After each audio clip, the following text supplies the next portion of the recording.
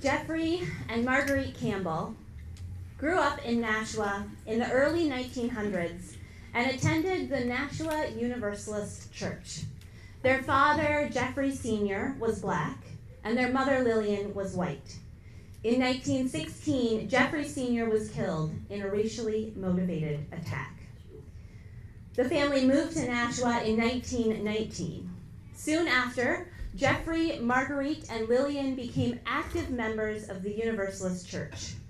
From the beginning of their time there, Jeffrey remembers suspicious whispers about him and his sister as the only black children at the church. Despite this, the Campbells remained involved. Lillian even worked as church secretary for a time. After graduating, Jeffrey studied at the theological school at St. Lawrence University. He was the first African American at the school, and his presence immediately presented a challenge and soul-searching among Universalists.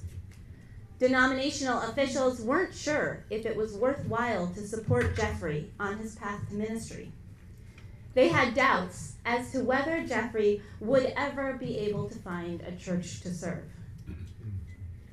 Those predictions were not far off. After Jeffrey was ordained in 1935, he was unable to find a permanent position in ministry. Even though he had glowing recommendations from people who knew him, still his race overshadowed all other considerations. And so Jeffrey supported himself with part-time and temporary positions and through teaching, while also trying repeatedly to get that full-time position as a UU minister. Unfortunately, he never succeeded. Jeffrey also wrote near the end of his life in a letter to a friend of his disappointment that he had never been invited to preach from his home pulpit here in Nashua. Marguerite encountered similar challenges. She married Francis Davis, a white man who studied with Jeffrey. The Universalist magazine published an editorial in response to that wedding that condemned mixed marriages. Francis had good skills and ability, and there was a shortage of credentialed Universalist ministers at the time, but like Jeffrey, Francis never found a ministry. Marguerite nonetheless remained dedicated to the denomination. She worked for the Universalist Christian Association and later, after the merger, the Unitarian Universalist Association. Throughout his life, Jeffrey did not hesitate to name the racism he experienced from our spiritual ancestors. In an essay in 1940, Jeffrey wrote of the paradox between intention and action that he saw among Universalists. On the one hand, here was a faith that speaks of a belief in the universal brotherhood of man. On the other, the actions of people in the faith were saying something different altogether. Throughout that article, Jeffrey writes not only of his disappointment in Universalism to live up to its ideals, but also in his unwavering faith in its potential. He truly believed that Universalism can and should become the faith it declares itself to be. We here at UU Nashua first learned of the Campbells in 2017. We created a study group because we wanted to learn more about them, and through months of research, gained a fuller understanding of Jeffrey's and Marguerite's struggles. Eventually, we discovered in what seemed like the ultimate erasure that Lillian, Marguerite, and Jeffrey were buried together right here in Nashua's Edgewood Cemetery in an unmarked grave. Since 2017, we have been working to repair the mistakes of our spiritual ancestors. We've been telling this story, the story of the Campbell family. We reached out and connected with and apologized to Jeffrey's daughters. We located that gravesite, raised funds for a grave marker, and held a dedication ceremony for it in 2018. We named our chapel the Campbell Chapel and promised to keep the story and legacy alive. And today is a piece of that. Today is the first of what we hope becomes an annual event, the Campbell Day of Action. It's a day for us to remember the Campbell family and to take action together to advance our values in the world, to use the mistakes of our past as a motivation to build a better future. The best way that we can think of to carry on the Campbell family legacy is to live out love in action, to be the faith that Jeffrey knew that we could be. In his words, a band of people who, in the increasing chaos, can see a new heaven and a new earth, and who work to make it so. All right, we're almost to the end. What I love about the Tikkun Olam story, the story of those shattered vessels of light that Sadie shared, is that it does not frame our work of repairing the world, of bringing order back to the chaos, as some huge, monumental thing that each of us must do alone.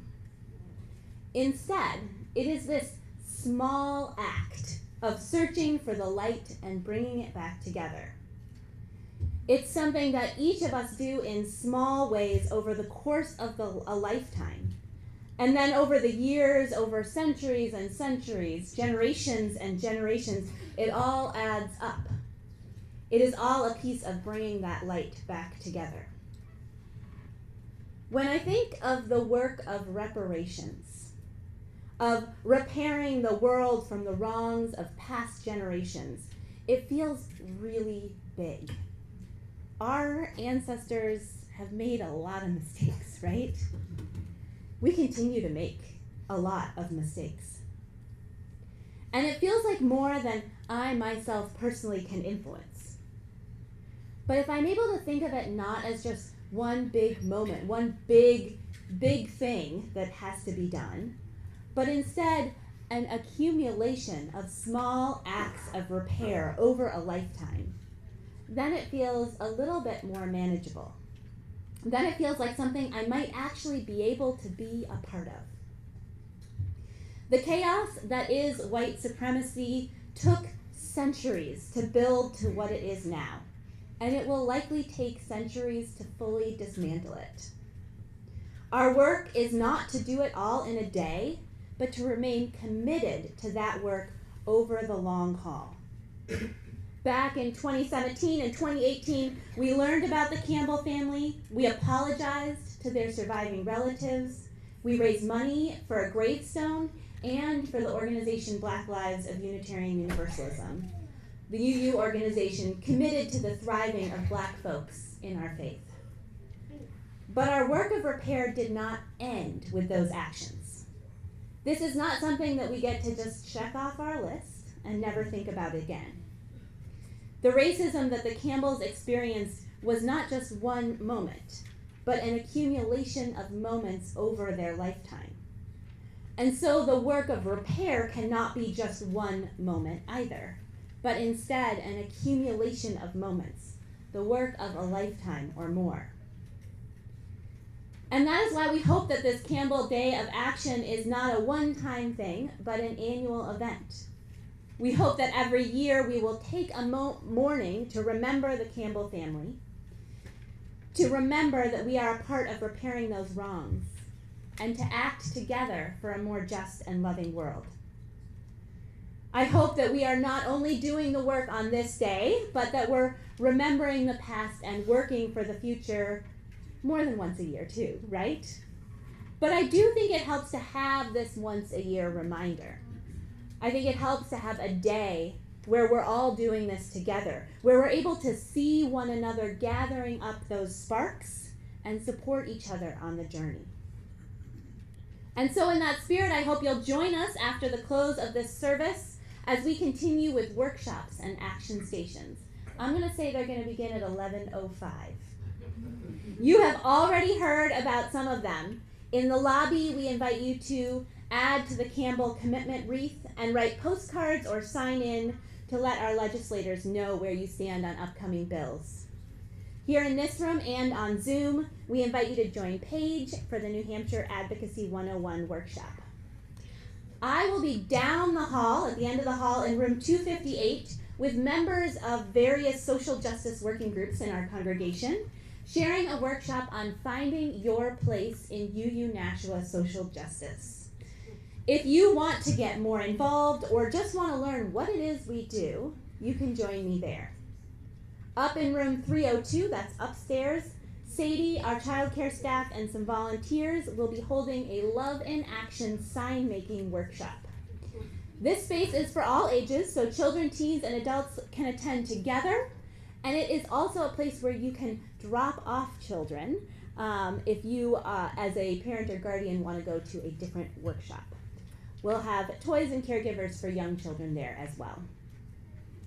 After we sing Peace and Joy, you're welcome to head out to the lobby for some fellowship time, and the workshops will begin as I said, 11:05, and we'll wrap up by noon. At 12:30, anyone who wishes is welcome to join us at the Edgewood Cemetery for a brief ceremony as we place the wreath we create together on the Campbell family grave. There are maps on the insert in your order of service. As we move into the action part of our morning, may we remember, when something is broken or someone needs help, you have a choice, an opportunity to repair the world. Imagine everyone gathering sparks, opening their hearts, and repairing the world together. Let us gather up a few of those sparks this morning, repairing the world one small act at a time. May it be so.